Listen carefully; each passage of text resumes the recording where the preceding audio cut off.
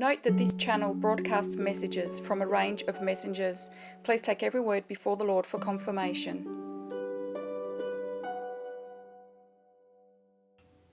G'day, I'm Rachel Milligan and this is First Fruit Taz. I don't know if you can hear it, but my 5-year-old is protesting because she says the only way to keep her quiet when I'm recording is to put her on her iPad watching TV, and I said, no, you're not having iPad today. So she's grabbed her guitar out and is strumming it, and has openly admitted that she's making an effort to be noisy because I won't give her the iPad. Bless her heart, expressing her needs. So this morning I was chatting with God and He reminded me of this artwork.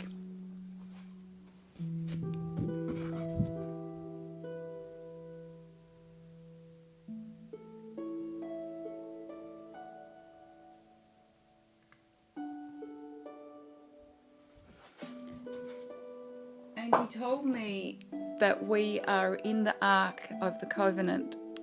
I'll pop an image of the original Ark of the Covenant here. God is saying that we are in the Ark of the Covenant, but it's a play on words, and God often does this when He's talking to me. And what He's doing is splitting up the phrase to show us that we're in the Ark, we're in a safe place because we're in a covenant with God. And I'm going to read an article from Wikipedia which tells us a bit about the original Ark of the Covenant, and that has some revelation in it. It tells us the kinds of things that are part of our covenant with God that are affording us protection. And I was giving a personal word to somebody this morning, and it became a corporate word, I realised, as I was giving that. So I'll share that before I'm through as well. I don't know if you can hear my daughter singing at the top of her voice, strumming. The Ark of the Covenant, also known as the Ark of the Testimony, and in a few verses across various translations as the Ark of God, is a gold-covered wooden chest with a lid cover described in the book of Exodus as containing the 2 stone tablets of the 10 Commandments. According to various texts within the Hebrew Bible, it also contains Aaron's rod and a pot of manna. In the Christian New Testament, Hebrews 9:4 reads that the Ark of the Covenant was covered on all sides with gold, in which was a golden jar holding the manna, and Aaron's rod which budded, and the tablets of the covenant. The biblical account relates that approximately 1 year after the Israelites' exodus from Egypt, the ark was created according to the pattern given to Moses by God when the Israelites were encamped at the foot of Mount Sinai. Thereafter, the gold-plated acacia chest was carried by its staves while en route by the Levites, approximately 2,000 cubits. The biblical account relates that approximately 1 year after the Israelites' exodus from Egypt, the ark was created according to the pattern given to Moses by God when the Israelites were encamped at the foot of Mount Sinai. Thereafter, the gold-plated acacia chest was carried by its staves while en route by the Levites, approximately 2,000 cubits, approximately 800 metres, in advance of the people when on the march or before the Israelite army, the host of fighting men. When carried, the ark was always hidden under a large veil made of skins and blue cloth, always carefully concealed, even from the eyes of the priests and the Levites who carried it. God was said to have spoken with Moses from between the 2 cherubim on the ark's cover. When at rest, the tabernacle was set up, and the holy ark was placed in it under the veil of the covering. The staves of it crossed the middle side bars to hold it up off the ground.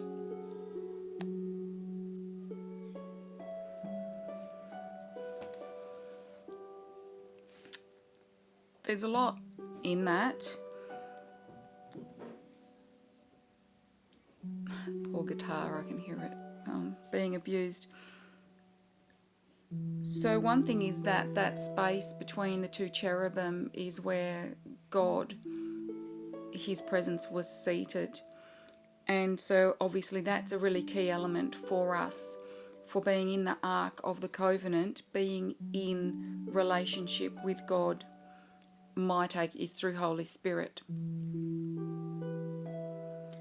And then we have the contents. So the 10 Commandments were contained in the Ark of the Covenant, and so I would certainly be receiving that as to be within that ark of protection that God is referring to, that we need to be honouring the 10 Commandments.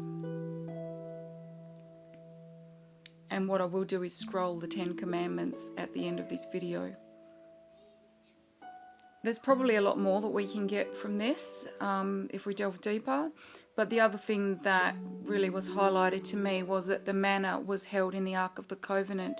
And I believe that God is saying in this hour, and He's demonstrating this through all these testimonies that are coming out of people being provided for in unexpected ways.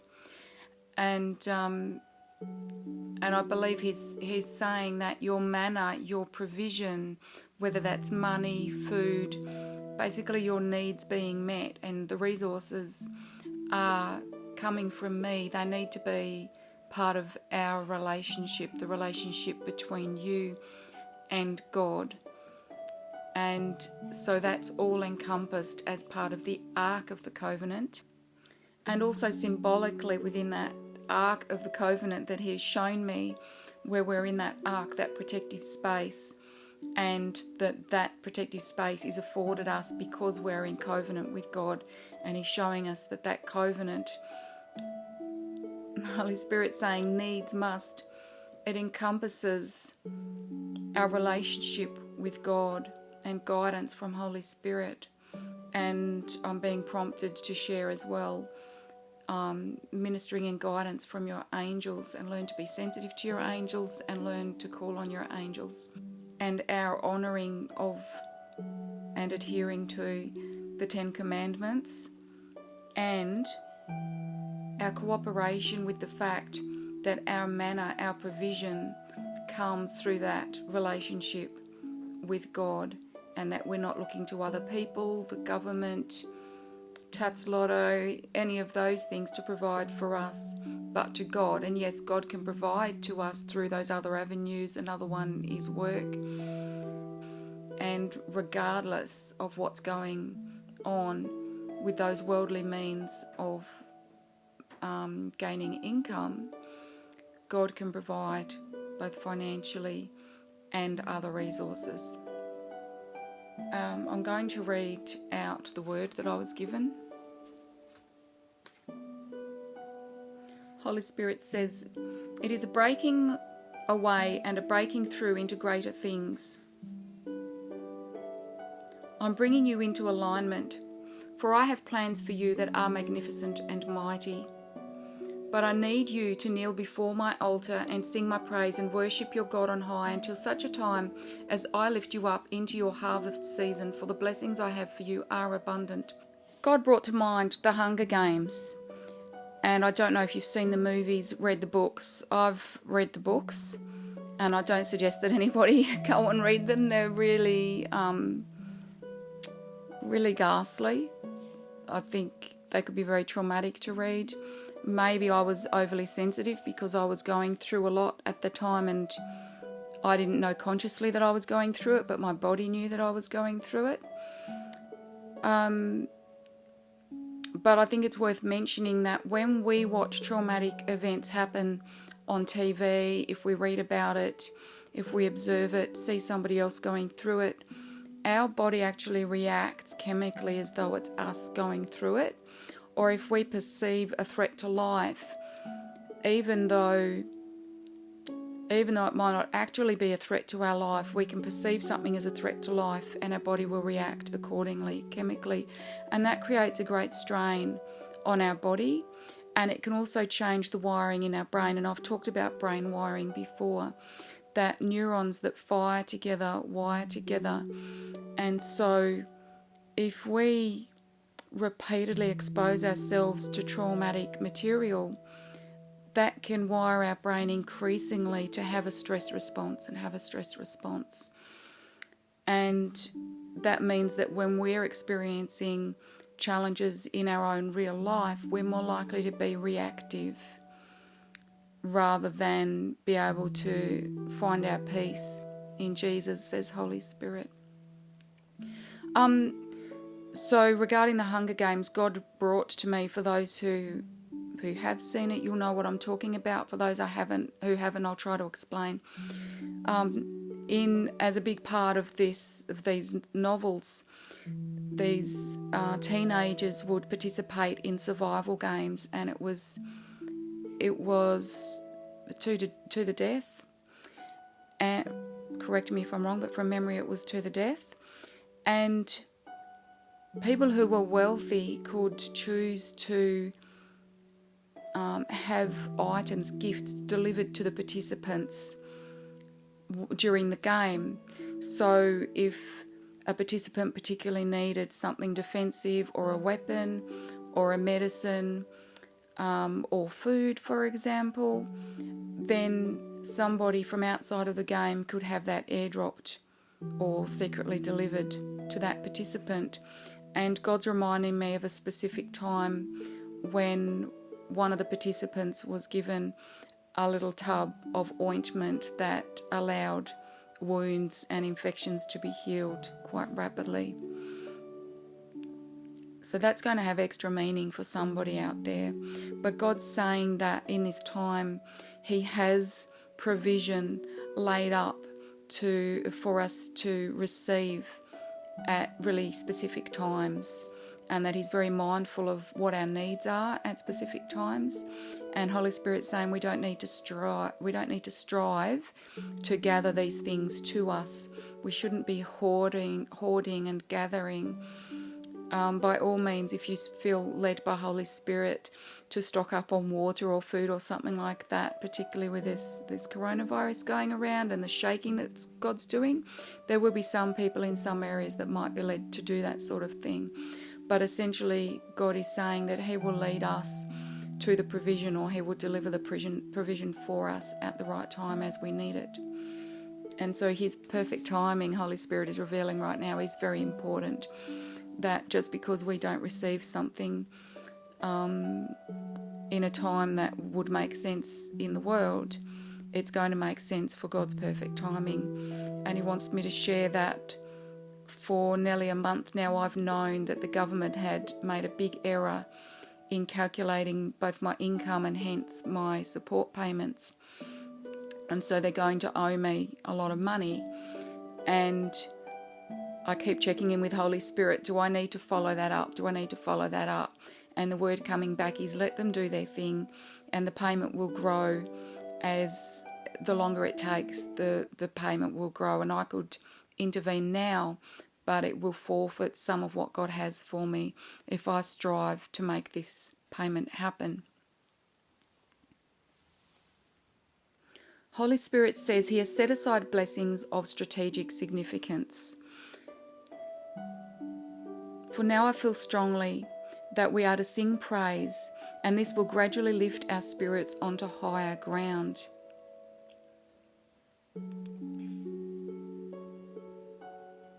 Holy Spirit says trajectory.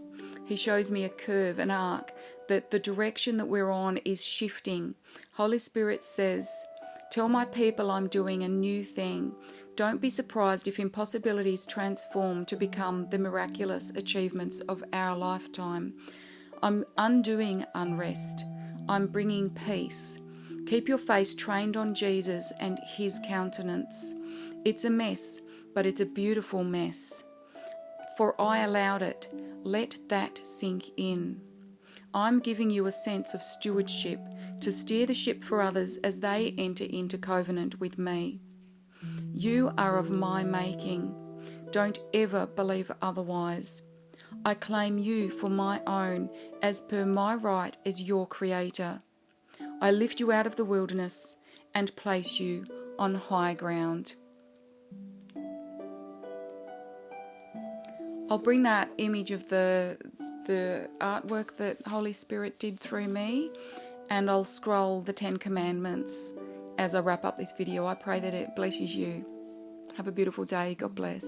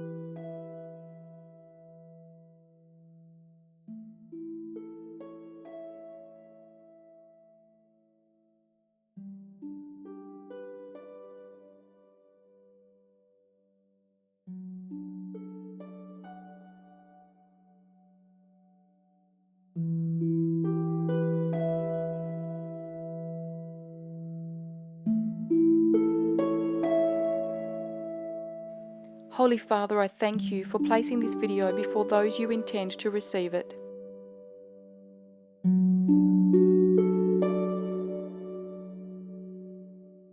Financial support is welcome and donations can be made by selecting the link in the details box below this video.